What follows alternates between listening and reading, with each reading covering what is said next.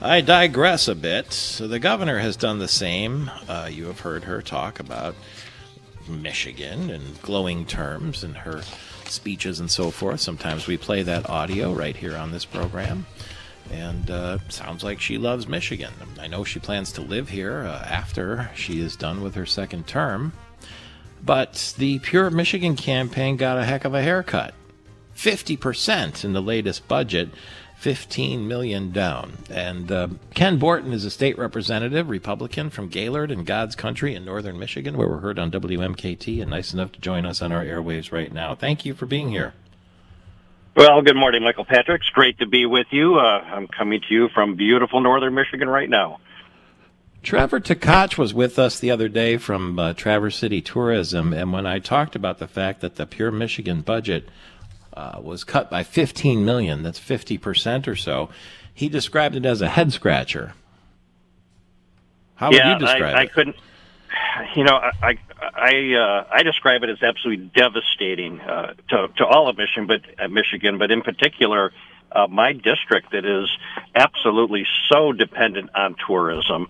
And frankly, I was shocked. I thought the governor was looking at trying to increase our population here, bringing more people into it.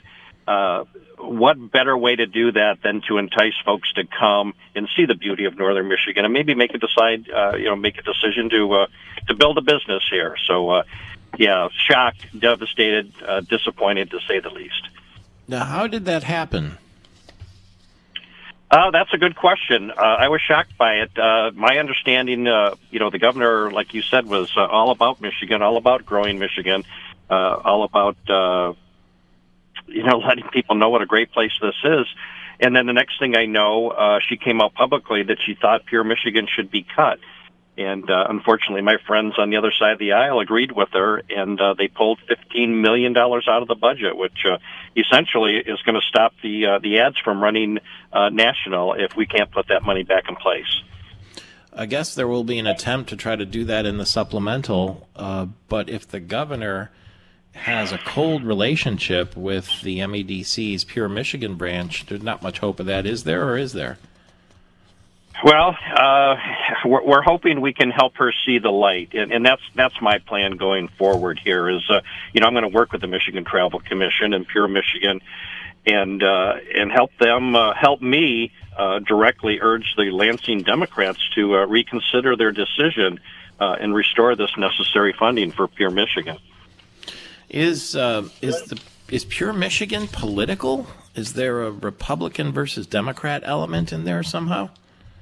You wouldn't think so, Mike. You would, you would think that we could all agree on something like this. Our tourism industry brings 100 million visitors to our state. They spend upwards of $23 billion. That's $23 billion with a B. I would think that would not be a partisan issue whatsoever.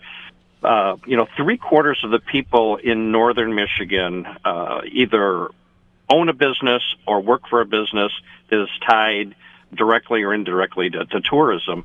And tourism actually creates 200,000 jobs across the state. So, again, I can't imagine why this would ever be a partisan issue and why somebody would want to undermine our state's economic growth. What is the effective manner in which you will, or who will, I should say, even communicate with the governor and, as you say, the Democrats in Lansing in the supplemental to try to restore the 15? Yeah, I sit on the full appropriations committee, so obviously I'm going to go to the appropriations chair and vice chair. Start there. I'm going to reach out to the Senate chair and in appropriations, and just basically sit down and try and show them the numbers. Obviously we have a massive budget that was just passed. This is a drop in the bucket, and this is something that is a great return on investment. I've read reports that for every dollar that Pure Michigan invests, in their campaigns, the state receives anywhere from $9 to $11 back. I wish I had a business that had that kind of return on investment. So that's going to be the process, is just to sit down and have them explain or explain to them in real numbers how this is affecting us when they cut those dollars to Pure Michigan. Travel Michigan's Dave Lorenz is quoted as saying that he hopes to ramp up advocacy and education efforts within the state legislature to underscore the importance of funding tourism. Was that not already happening?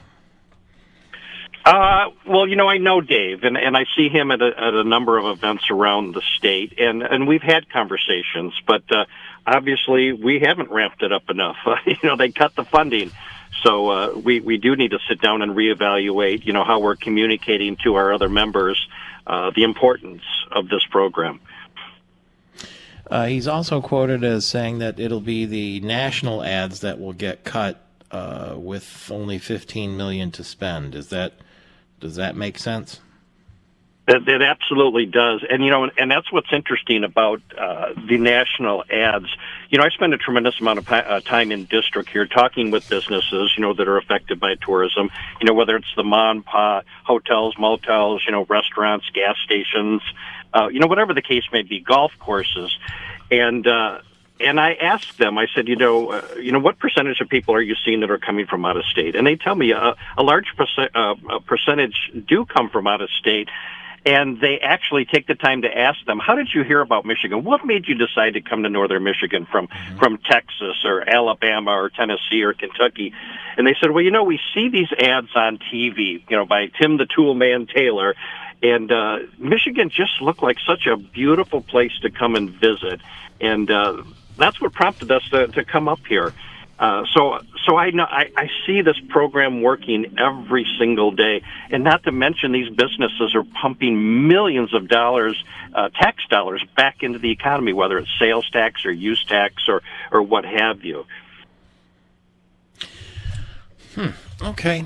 So do you speak directly to the governor at some stage? I am more than happy to. I'll tell you, on many issues, I've offered to reach out to the governor, and unfortunately, her line seems to be busy a lot of times. But I certainly will work through her, government liaisons and do what I need to do. But yeah, as a practical matter, very rarely do I ever even see the governor, which is disappointing. Well, thanks for speaking to us. As you know, we're heard on the radio all across the state, including in Lansing, and so your voice is heard on the airwaves there as well. You're welcome anytime. State Representative Ken Borton, the Republican from Gaylord.